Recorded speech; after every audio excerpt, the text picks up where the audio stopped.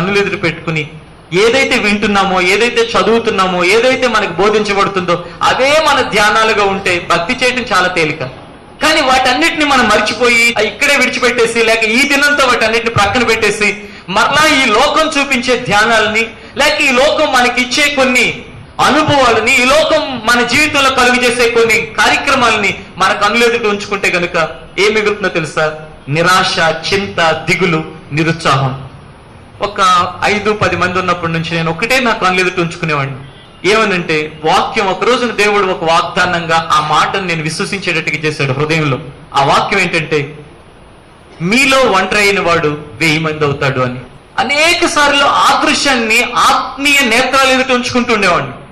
రెండవదిగా ఇప్పుడు నేను మీకు బోధిస్తున్న ఈ మాట, మొదటి కొద్దిగా ఉన్న తొదకు మహాభివృద్ధి. ఈ 2 విషయాలు అది దేవుడు వాగ్దానంగా దేవుడు నా హృదయంలో వాటిని ఉంచినప్పుడు, వాగ్దానంగా ఉంచటము అంటే ప్రత్యేకంగా నా కుమారుడా నీకు వీటిని నేను వాగ్దానంగా ఇస్తున్నాను అని మాత్రమే చెప్పక్కర్లా. నువ్వు ఏ వాక్యాన్ని అయితే విశ్వసిస్తావో, అది గాఢంగా విశ్వసిస్తూ ఉంటావో, అది చాలా గట్టిగా దాన్ని నమ్ముతూ ఉంటావో, అది నీ వాగ్దానంగా నువ్వు ఎంచుకోవచ్చు. వాగ్దానం అంటే ఏముంది? దేవుడు నీతో చెప్పింది అని అనుకోవటం. ఎవరైతే దాన్ని అనుకుంటారో, ఎవరైతే దాన్ని గట్టిగా నమ్ముతారో, విశ్వసిస్తారో, వాళ్ళ జీవితంలో అది నెరవేర్పుని వాళ్ళ జీవితంలో చూడగలుగుతారు. హల్లెలూయా, హల్లెలూయా. ఏ దృశ్యాలను నీ కన్నులెదుట ఉంచుకుంటున్నావు? నిన్ను, నీ పిల్లలను నేను వృద్ధి చెందిస్తాను, అభివృద్ధి చెందిస్తాను, వాళ్ళు ఆశీర్వదించబడిన జనాంగంగా ఉంటారు అనేది నీ కన్నులెదుట, ఆత్మ సంబంధమైన నేత్రాల ఎదుట దృశ్యంగా ఉంచుకుంటున్నావా? లేక ఆ పాస్టర్ గారి పిల్లలు బేవారస అయిపోయారు, రోడ్ల వెంట తిరుగుతున్నారు, నా పిల్లలు ఏమవుతారో రేపు? దీన్ని ఏమంటారు తెలుసా? డౌటెడ్ మైండ్, క్వశ్చన్ మార్క్, ఒక ఆందోళన. ఎవరో గురించి వదిలేస్తాయి. దేవుడు వాగ్దానము 100% నిజము. భూమి గతించిపోవచ్చు, ఆకాశం గతించిపోవచ్చు, కానీ దేవుని వాగ్దానాలు మాత్రం గతించనేరవు అనే సత్యాన్ని ప్రతి వ్యక్తి గమనించాలి. అలా గమనిస్తే తప్పకుండా అతను ఏం చేస్తాడంటే, మనుషులలో ఎవరినో ఒక ఉదాహరణగా తీసుకుని తన భవిష్యత్తుల గురించి ఆలోచించుకోడు. ఖచ్చితంగా దేవుని యొక్క వాక్యాన్ని నిదర్శనంగా తీసుకుని తన భవిష్యత్తుల గురించి ఆ ధ్యానాలు కలిగి ఉంటాడు. ఒకవేళ నేను ఆ 10 సంవత్సరాల క్రితం ఇలాగే అనుకుని ఉంటే, ఎలాగంటే ఈ లోకంలో ఎవరు నమ్ముతాం, ఏం జరుగుతాయి అంట, ఎవరిని ఎవరూ నమ్మలేరు అని అలా అనుకుని ఉంటే ఈ రోజున ఇవన్నీ ఉండుండే కాదు. కనుక ఇవన్నీ మనుషుని జీవితంలో మన చేతుల్లో ఉంటుంది. మన మనస్తత్వపు విధానాన్ని మనం మలుచుకోవటంలో ఉంటుంది. మన యొక్క ఆ ఆత్మ సంబంధమైన నేత్రాలను ఎక్కడ ఉంచాలో అక్కడ ఉంచటంలో ఉంటుంది సమస్య అంతా. ఉంచవలసిన దాని మీద ఉంచకుండా ఉంచకూడని దాని మీద ఉంచుతూ, ఉంచవలసింది ఎప్పుడు ఏంటో తెలుసా? దేవుని యొక్క ఆ వాగ్దానాల మీద, దేవుడిచ్చిన మంచి మాటల మీద మన దృష్టిని నిలిపితే, ఇప్పుడు అనేక మంది చూడండి, ఇక్కడే చాలా వేరియేషన్ కనపడుతుంది. ఇక్కడ ఉన్నాం మనం అందరూ, ఇక్కడ కింద ఫ్లోర్లో అనేక మంది ఉన్నాం. కొందరు దేవుని పని, దేవుని కొరకు జీవించాలి ఈ తపనతో పరిగెడుతూ ఉంటారు. మరికొంతమంది just Sunday service, just Saturday service, just fasting prayer, that's all, దీనికి మనకి ఎటువంటి సంబంధం లేదు అన్నట్టుగా ప్రవర్తిస్తుంటారు. వాళ్ళ యొక్క ఆ జీవితంలో జరిగే కార్యక్రమాలు చూడండి, లేక వీళ్ళ జీవితంలో జరిగే కార్యక్రమాలు చూడండి, అవి ఎంతో వ్యత్యాసంగా కనబడుతుంటాయి. ఎందుకంటే నీ కనుదృష్టి ఎప్పుడు కూడా డబ్బు డబ్బు డబ్బు డబ్బు, ఆ డబ్బే. కానీ ఈ రోజున నాకు కలిగిన ఈ డబ్బు కానీ, నేను పొందుతున్న ఈ మేలులు కానీ, నాకు దేవుడు అనుగ్రహించిన ఏదైనా అది దేవుని కృప వలన మాత్రం ఇవ్వబడింది, కానీ దేవుడు లేకుండా ఇవన్నీ నాకు లేవు అనే ఆలోచన లేని వాళ్ళ జీవితంలో వాళ్ళు సరైన విధానంలో వెళ్ళట్లేదు అని ఈ మధ్యాహ్న కాలం గమనించండి.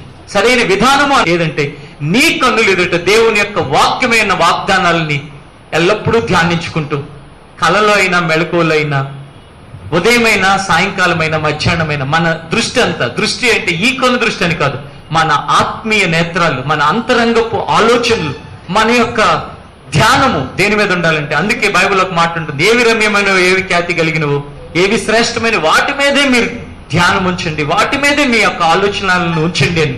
ఎందుకంటే నువ్వు అలాగున నీ జీవితంలో మార్చబడతావు. దీనిని ఏమని చెప్పుకోవచ్చు అంటే, దేవుని యొక్క వాగ్దానం మీద మన ఆత్మీయ నేత్రాలను ఉంచటం అనుకోవచ్చు.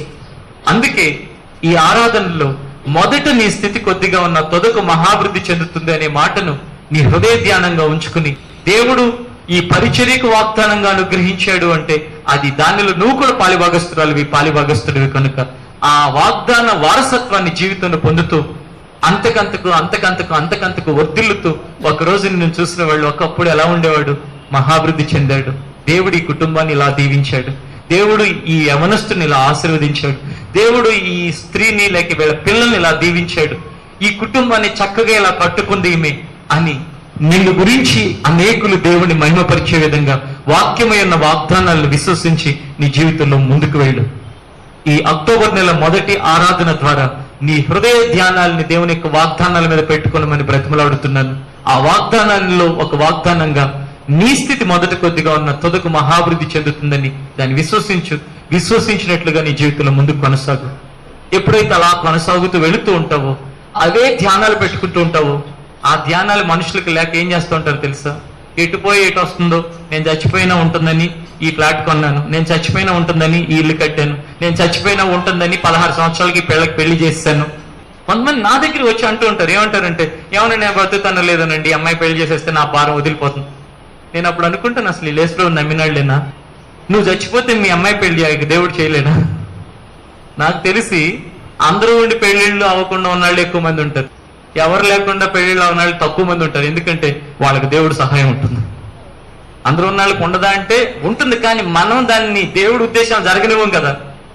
ఏమంటామంటే, మా అమ్మాయి చాలా తెల్లగా ఉంటుంది, కొంచెం నల్లగా ఉంటాడు, మాకొద్దు. మాకు చాలా డబ్బు ఉంది, బికారి, మాకొద్దు. మా అమ్మాయి చాలా చదువుకుంది, కొంచెం తేడా ఉన్న ఒప్పుకోరు. అంటే మిమ్మల్ని అందరినీ అడ్జస్ట్ అయిపోయి పెళ్లిళ్ళు చేసేది మీ పిల్లలకి నేను చెప్పట్లేదు, కానీ దేవుని ఉద్దేశం మొదట కనుక్కుంటున్నారా, లేక మన ఆలోచనలో ఒకటి పెట్టేసుకుని, మన ఉద్దేశాలను ఒకటి పెట్టుకుని, మన యొక్క నిర్ణయాలను ఒకటి పెట్టేసుకుని మనం నిర్ణయాలు తీసుకుంటే దేవుని యొక్క ఉద్దేశాలు జరగకుండానే జీవితాల్లో నష్టపోతుంటాం. కనుక ఎప్పుడైనా సరే భవిష్యత్తును గురించి అనవసరమైన ఆలోచనలతో దేవుడు నీ జీవితంలో నిన్ను ఎలా అయినా సరే అలాగ తీసుకువెళతాడు అని విశ్వసించకుండా, నేను చచ్చిపోతే ఉంటుంది అంటే మాటి మాటికి నువ్వు నోటితో ఏమంటున్నావు? చచ్చిపోతే అన్నావు, కానీ నేనున్నా లేకపోయినా. మాటి మాటికి ఏమంటారు? నేనున్నా లేకపోయినా ఉంటుందని, నేనున్నా లేకపోయినా వాళ్ళకి ఏ ఇబ్బంది కలగకూడదని, నేనున్నా లేకపోయినా వాళ్ళు చక్కగా బ్రతకాలని. ఎందుకు అంత అల్పమైన, స్వల్పమైన, బలహీనమైన ఆలోచనలు? ఒకవేళ నువ్వు వెళ్ళటమే దేవుని సంకల్పం అయితే తప్పకుండా నీతిగా బ్రతికిన ఈ లోకంలో ప్రతి వ్యక్తి యొక్క కుటుంబాన్ని, పిల్లల్ని దేవుడు అంతకంటే చక్కగా చూసుకుంటాడు. నువ్వు వెళ్ళటమే దేవుని సంకల్పం అయితే. కనుక ఎప్పుడు నిరాశగా, చింతగా ఉండకండి, దిగులుగా అంతకంటే ఉండకండి. దేవుని యొక్క వాక్యమైన వాగ్దానాలని మీ హృదయ ధ్యానాలుగా ఉంచుకుని ఈ ఆరాధనలు, ఈ మాటను మీరు తీసుకుని మీ హృదయంలోకి, అవును మొదట కొద్దిగా ఉన్నా నేను తొదకు మహాభివృద్ధి చెందుతాను, నేను కొనసాగి వెళుతాను. నోటితో ఎప్పుడూ నేను మహాభివృద్ధి చెందుతాననే మాటలే రానివ్వండి, కానీ ఉంటానో లేదో, నేను పోతే, నేను లేకపోతే అనే మాటలు రానివ్వకండి. ఆ టైం వస్తే ఎవరు అనుకోక్కర్లేదు, ఆ టైము ఆ వ్యక్తి యొక్క జీవితాన్ని ముందుకు తీసుకెళ్తుంది. కానీ దేవుడు మాత్రం ఎప్పుడు నీ జీవితంలో ఏం కోరుకోమని చెప్తున్నాడంటే, వాగ్దానములను నీ హృదయ ధ్యానాలుగా మార్చుకుని వాటిని ధ్యానిస్తూ జీవితంలో ముందుకు వెళ్ళమని కోరుతున్నాడు. తద్వారా మీ వ్యక్తిగత జీవితాలు, మీ కుటుంబాలు, మీ పిల్లలు ఒక మహాభివృద్ధి చెందే విధంగా దేవుడు తీర్చిదిద్దును గాక. ఆమేన్.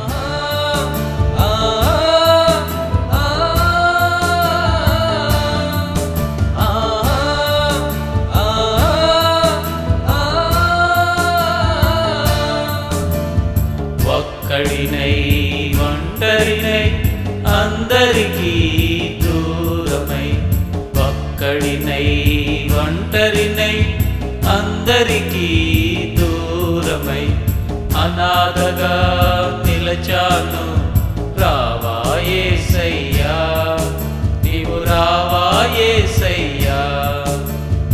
అనాథగా నిలచాను, రావా యేసయ్యా, నీవు రావా యేసయ్యా.